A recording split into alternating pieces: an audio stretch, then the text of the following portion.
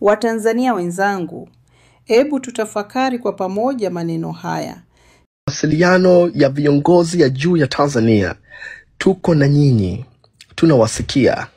Sasa kwa sababu iko watu wanaona kama tunafanya drama ama ni kitu sio ya kweli, leo itabidi kuna mambo vile inawezekana tuyaweke wazi. Huenda kupitia hizi mambo tunaweka wazi, Mwenyezi Mungu peke yake anaweza akaichukua hii kama sababu ya kuilainisha mioyo yao na warudi kwa Mungu na wakubali kusimamia haki na ukweli. Wakati nimekuwa na nimepokelewa hiyo sehemu nimefika, nilikuwa na mtu mmoja ana busara sana na ako na elimu sana. Aliniuliza swala moja. Akanambia, ndugu yangu, Rais ya Tanzania yuko kwa hatari kubwa sana ya kufungwa juu ya mashtaka ambazo mumemfanyia na mambo ambazo zinaendelea. Lakini pia hii jambo itakuwa imeitia doa historia ya nchi yenu ya Tanzania. Kwa sababu kwa Afrika Mashariki, Tanzania tuko na historia nzuri sana juu ya watu ya Tanzania. Wanawake zake ni warembo, wanaume zake ni watanashati na wana nidhamu. Wa Tanzania ni watu wenye nidhamu sana. Wa Tanzania hatuko na skendo chafu kwa manchi za kigeni. Kwa mfano, unapokuweko hapa USA, unapokuwa England, unapokuwa UAE, utasikia raia za Nigeria zinafanya scams, raia za Nigeria zinafanya mawizi, raia hii imeua. Lakini Mtanzania alikuwa ni mtu ambaye anaheshimika sana kwa macho za watu za kimataifa. Tunathaminika sana kwa sababu ya historia yetu, kwa sababu ya utu yetu. Lakini bahati mbaya, Chama cha Mapinduzi pamoja na Samia Suluhu Hassan na utawala yake wameamua kwa makusudi kabisa kuiharibu historia yetu, tukue bado kwenye historia ya kiongozi ya Tanzania ambaye kafungwa na kahukumiwa kifo kwa sababu ya kuua watu zaidi ya 10,000, kwa sababu ya kuteka raia zake bila ya kuwa na hatia. Ndugu zangu, ninajua kwamba nyote mnakuwa peke zenu mnaitamka hii kauli na mnaitamka kwa hasira sana. Lakini naomba peke yangu kuchukua hii nafasi kuwaonesha ni jinsi gani hii jambo licha kuwa tunaitamka, lakini ni jambo ambayo imechafua reputation ya Mtanzania. Pale nchi yote tunaingia, jambo ya kwanza sasa tunakuwa tunaulizwa juu ya mauaji. Kwa nini ya Tanzania mko na maroho mbaya hizo? Kwa nini mumeruhusu hizo mambo kufanyika? Tunauliza maswali ambayo kwa kweli tunashindwa kuyajibu. Kwa hiyo naomba kuitangazia bunge hili tukufu kwamba jina letu la Tanzania rasmi limechafuka. Jina ya Tanzania tayari imeingia doa ambayo ngumu sana kuifuta. Na sidhani kama kwa generation yetu hizi mambo ambazo zimefanyika na dunia ikaona tutaweza kuondoa ama kuifuta, labda tu kwa njia moja ambayo tarehe 9 Disemba kwa wingi zetu sana tutoke tuhakikishe kwamba tunabadilisha historia hii, kwamba tulio wengi hatujakubali na hatujafurahishwa na mambo machafu iliyofanywa na wachache juu ya serikali pamoja na chama yake ya CCM. Ninaomba sana tukue pamoja kuirekebisha hii taarifa. Sasa huyu profesa leo aliniuliza swala moja. Akanambia kwamba Rais Samia Suluhu Hassan ako na washauri wasomi sana, na yuko na mawaziri wasomi sana, na yuko na bunge, yuko na wanasheria, yuko na watu muhimu na watu ambayo wako na uzoefu mkubwa juu ya kuendesha dunia. Ilikuwaje akaamua kuchukua maamuzi za kinyama na maamuzi mbaya kabisa ambayo duniani kote pale unaenda sasa headline imekuwa Tanzania? Kwa nini ameshindwa kupata ushauri za watu? Kwa nini ameshindwa kufuata shauri hata ya dini yake na kuamua kufanya mambo hizi? Ndugu zangu, kwa sababu tu nimeiona hii ilikuwa ni swala zuri sana kulijibu. Nimeiona pia nililete kwenu. Kabla sijaongea point nyingine, nilijibu kwa njia kama inayofuata. Ikiwa kwa akili yako Mtanzania yeyote ile unajiuliza kwa nini Samia amekubali kufanya mambo za kinyama kiasi hii wakati yeye peke zake yuko na watoto? Je, mtoto zake angekubali fanywe hivi? Kwa nini kafika kufanya unyama hii? Naomba sana ndugu yangu nikupe jawabu kama ifuatavyo kupitia vitabu vya dini, vitabu vya dini vitakatifu. Ndugu yangu, kwa mujibu ya Biblia takatifu, inathibitisha kwamba Mwenyezi Mungu mtukufu peke yake kuna wakati anapomuona binadamu ambaye amefanya maasi na mambo mabaya sana kwa siri ama kwa dhahiri, Mwenyezi Mungu anampelekea ujumbe ya aina tofauti kuweza kumuonya kwamba awache.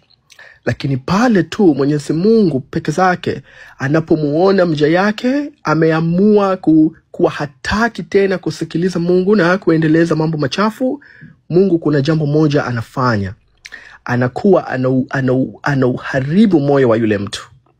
Anamfanya anakuwa mchafu zaidi kwa sababu tu asipate kurudi kwa Mungu ili aweze kumwadhibu. Ndugu yangu, naomba kuthibitisha kwamba Mwenyezi Mungu mtukufu kwa mujibu ya vitabu vya dini tayari peke zake amejiridhisha kwamba Samia Suluhu Hassan, IGP, Inspector ya polisi ya Tanzania Camillus Wengoso Wembura, pamoja na CDF Jacob John Mukunda, pamoja na DGIS, pamoja na watu nyingine ya CCM. Hawa ni watu ambao wamefanya mambo mabaya zaidi ya haya huko nyuma, na sasa tu Mungu ameiziba mioyo yao, ameziba macho zao zisiweze tena kurudi kwa Mungu ili Mungu aweze kuyaadhibu hapa duniani na akayachome. Naomba kuthibitisha kauli hii kwa ndugu zangu ambayo ni Wakristo. Naomba sana ukasome the book of Exodus chapter 9 sura ya 9 verse ya 12. Pale Mwenyezi Mungu mtukufu aliposema kwamba but the Lord, verse inasema but the Lord hardened the heart of Pharaoh. Kwa sababu Farao alikuwa ni mtu ambaye maasi zake zile kafanya zilipita line, zilivuka ile mstari ya Mungu peke yake kapanga kwamba binadamu hizi ni kosa fanye. Yule Farao alipita, basi Mungu peke zake kwa kukasirika kwake akaamua kufanya moyo wa Farao ukuwe mgumu sana, asiweze tena kurudi kwa Mwenyezi Mungu, kwa sababu tu aweze kufika siku akamutese na amchome, na Mungu alifanya hivyo. Lakini ndugu yangu, ikiwa kwa sababu haujatosheka na verse hiyo, na kuomba unapopata muda kasome Biblia takatifu tena katika New Testament, Agano Jipya, Book of Romans chapter 11 verse ya 7 mpaka ya 8. Kasome Book of Romans ukiwa uko na Holy Spirit ndani yako. Kasome chapter 11 verse ya 7 na verse ya 8. Utaona ni jinsi gani Mwenyezi Mungu anasema kwamba kuna watu kwa hii dunia kwa sababu tu ya madhambi na mambo mabaya zile wamefanya, Mungu anakuwa amekasirika nao na hawataki tena, na anawafunga mioyo yao na macho zao na maakili zao waendelee kufanya maasi tu, ili kusudi aweze kuwachoma na kuwatia kwa mashida makubwa kama shida ambayo Samia Suluhu Hassan sasa yupo nayo. Kama haujapata nafasi ya kusoma Book of Romans, tafadhali nenda kasome tena Isaiah. Kasome the book of Isaiah chapter 6 verse ya 9 mpaka 10. Na pia kasome the Gospel of John, 1 John. Kasome Gospel of John. Kasome Gospel of John chapter 12 verse 40. Utaona ni jinsi gani Mungu kuna baadhi ya watu anakuwa anawachafua macho zao, anawachafua mioyo yao, hata wafanye jambo baya gani hawapati hisia tena kama ile jambo ni baya, kama ile jambo ni baya.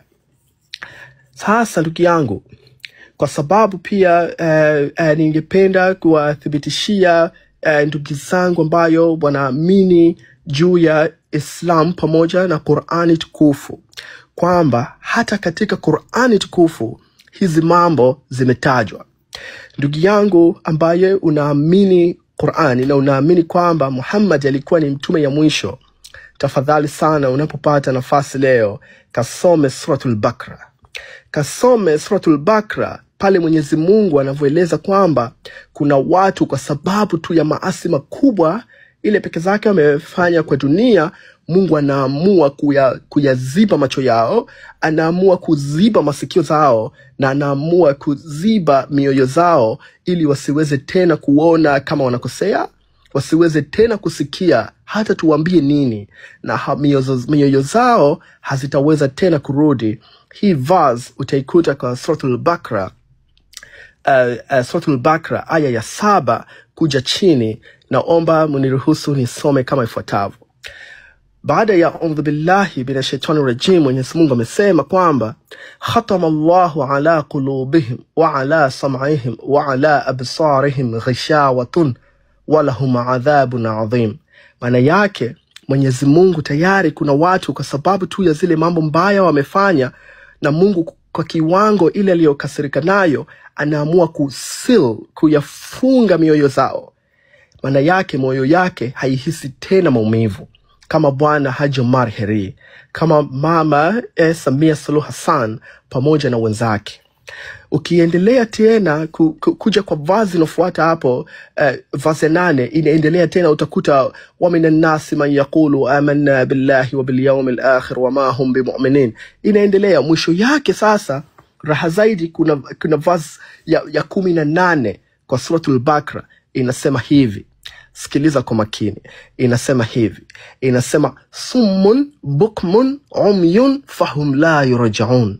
Maana yake watu hao wanakuwa wana macho lakini hawaoni, wana masikio lakini hawasikii, wana akili lakini hawafahamu, na hivyo wamefanywa na Mungu wawe hivyo, na katu never hawatokuja kurudi kwenye njia iliyokuwa imenyooka. Tukizangu kwa dini, nitapenda leo nifikie hapa kuwathibitishia kwamba kwa mujibu ya Biblia takatifu, kitabu cha Mwenyezi Mungu kupitia Biblia na kupitia Qur'ani takatifu amethibitisha kwamba peke zake kwamba kuna watu kwa sababu ya ubaya waliokuwa wameifanya kwa hii dunia, tayari watu hao wapo katika position inayoitwa no return. Hawawezi tena kurudi kwa Mungu zake peke yake.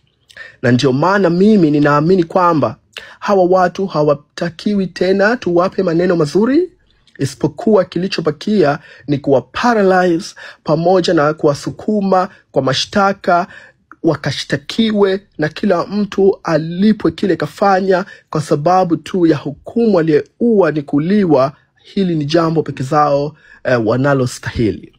Hakuna mtu yeyote sasa unaweza kumfunua macho Samia Suluhu Hassan. Hakuna mtu yeyote sasa unaweza kufunua macho ya Emmanuel Nchimbi, kwa sababu Emmanuel tayari macho zake, akili yake, moyo yake Mungu tayari ashaifunga kwa sababu ya zile dhambi kubwa ambazo amezichafua. Kwa zile dhambi kubwa ambazo amefanya. Naomba kuja kwa taarifa nyingine. Nimewapa taarifa hiyo makusudi tu musitese nafsi zenu kusema nao hawa majamaa. Musitese nafsi zenu kudhani kwamba hawa wanataka mazungumzo ya amani kweli. Musitese nafsi zenu kujua kwamba hawa ni watu labda tu iko siku watarudi. Hawa ni watu ambayo mioyo yao na macho zao na akili zao Mungu amezifunga kwa sababu tu ya zile jambo ubaya mkubwa sana ambayo kwa hii dunia peke zao tayari wamefanya. Hiyo ndio jawabu ambayo ningependa kuwapa, na nakuombeni sana kama ikiwa Mungu atawabariki mufungue vitabu vitakatifu vya Mwenyezi Mungu. Ndani hizi vitabu kuna hekima kubwa sana, na kuna busara kubwa sana, na kuna mambo mingi sana. Je, nini maoni yako?